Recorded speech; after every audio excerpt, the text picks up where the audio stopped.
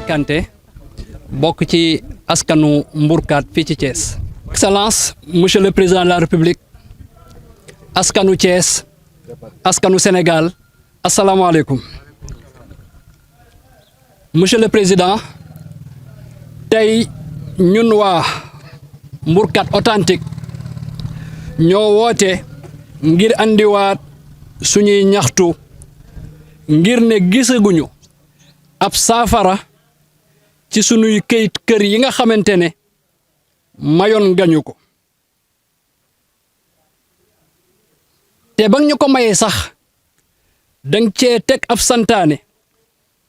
digle woon ne nañ ko gaaw a joxe ci fan yooyu nga xamante ne ca lañ nekkoon boobu ba léegi nag ëpp na weer ñu lay seedaloo tey di seedaloo itam askanu Sénégal ne ñun waa Mbourkat fii ci Thiès jotaguñu suñuy këyit boobu ba léegi teg ca sax monsieur le président commission bi nga xam ne mooy commission technique bi ñu yebal ngir mu ñëw def li nga xam ne mooy liggéeyu recensement bu bees bi xamal nañu ne terrain nu kenn du ko jël en compte monsieur le président ñu ngi lay xamal ne recensement bu bees ñun gëm nañ ne amu fi yoon te amu fi place ndax recensement bi weesoon ba ñu defoon monsieur le préfet Fodé Fall moo ko santaane woon te lii nga xam ne mooy état nag ñoom jàng nañ te ñun jàngal nañu ne état continuité la monsieur le président li nga xam ne mooy recensement boobu ñu defoon te état moo ko santaane woon ci ndigle préfet bu fekkente ne tey jii boobu recensement jëloon nañ ko en compte ñëw topp parcelle par parcelle di càmbar parcelle bu nekk ko moom yaakaar naa ni kon tey loolu day daal di jeex te kenn ku ne di nga xam li nga moom ñu daal di jël suñuy alal jàmm na ñooy ñun waa Mbourkat nag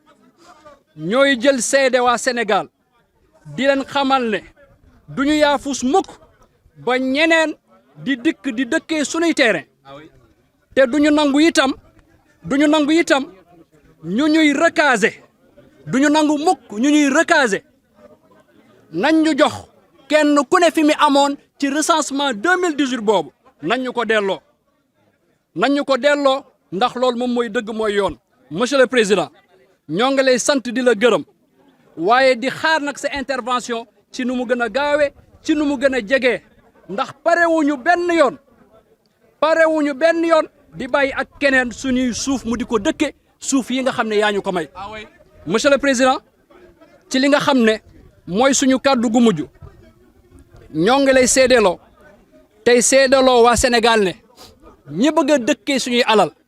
lum leen jaral ngir ñu dëkkee ko ñun ñi doon xeex ba nga may ñu ko danañu jaral lu ko ëpp bu ñu dëkkee ñun lañ fiy fekk ñun waa Mbourkat wasalaamaaleykum. kenn tabax parce que forêt classée la bu ñuy joxe kayit yi yéen ñi nga xamante ne yéen a dogaloon nguur gi yéen leen ñu jox ñun nga xamante ne suñu loxo jotul ginnaaw kenn tabaxul ñi nga tabaxoon ba pare ñoom dañoo toj seen i terrain ñu déggal leen ñu bàyyi ba kayit yi génn ñu jël ñi nga xamante ne ñoom déggaluñu leen ñun ñu bàyyi ñu ay terrain nii loolu duñ ko nangu suñuy terrain président Macky Sall moo ñu ko mayoon nañu jox ñëpp seen i terrain yi yëpp ku tabax ak ku ñu daane ñëpp nañ leen jox seen i terrain mënuñu ko ñun tamit dañuy xeex bi du fi taxaw napp moo fi jeex dañuy tabax comme ñoom dëkk dafa amuñu suñu dëkk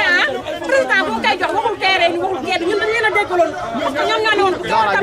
ñoom ñoo tabax comme ñun dañ leen a déggaloon ba léegi nañ ko jox suñu terrain fii kenn fi am fi terrain maamu kenn moom fi bàyyi kenn moom fi forêt classée la nañ leen joxee seen terrain nañ ñu joxee noonu suñu terrain bu ñu joxlee suñu kay guerre bi dafay continuer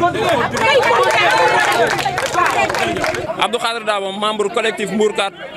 authentique. À son Excellence, le président de la République du Sénégal, M. Macky Sall. Son Excellence, nous venons auprès de votre haute autorité vous informer de la situation plus que désastreuse qui prévaut aujourd'hui sur le site de Mbourkat Extension. Après l'acte historique et de haute portée que vous avez posées en déclassifiant ce site pour nous permettre de disposer aujourd'hui régulièrement de nos terrains après plusieurs années de lutte. En effet, depuis plus de 10 jours, les autorités de Thiès ont ordonné un recensement qui a pris des allures extrêmement inquiétantes. Dans ce travail de recensement, nous avons constaté avec désolation que les terrains nus ne sont pas pris en compte, ce qui risque d'être à l'origine de plusieurs problèmes. Nous estimons à bien des égards que les propriétaires du tour, les autorités de Thiès ont ordonné un recensement qui a pris des allures extrêmement inquiétantes. Dans ce travail de recensement, nous avons constaté avec désolation que les terrains nus ne sont pas pris en compte, ce qui risque d'être à l'origine de plusieurs problèmes. Nous estimons à bien des égards que les propriétaires des terrains nus qui avaient respecté scrupuleusement la décision de l'autorité pour ne pas construire dans un site encore classé devraient être servis en première pour des raisons de cohérence. Monsieur le Président, aujourd'hui la tristesse est le sentiment le mieux partagé par ces pères et mères de famille qui pensaient que le bout du tunnel était tout proche conformément à vos instructions. Malheureusement, ce qui est en train de se passer n'honore ni les autorités de Thiès, ni encore moins l'État du Sénégal.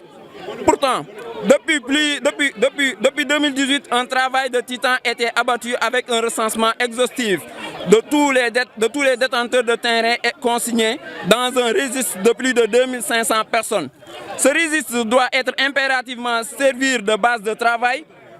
Ce registre doit impérativement servir de base de travail pour ne pas passer complètement à côté de vos objectifs. Raison pour laquelle nous appelons tous les membres du collectif à la mobilisation générale pour faire face à cette forfaiture. Monsieur le Président, nous réitérons nos remerciements à votre endroit et vous demandons solennellement de suivre de près le dossier Mbourkat, Thiès, le 19 mars.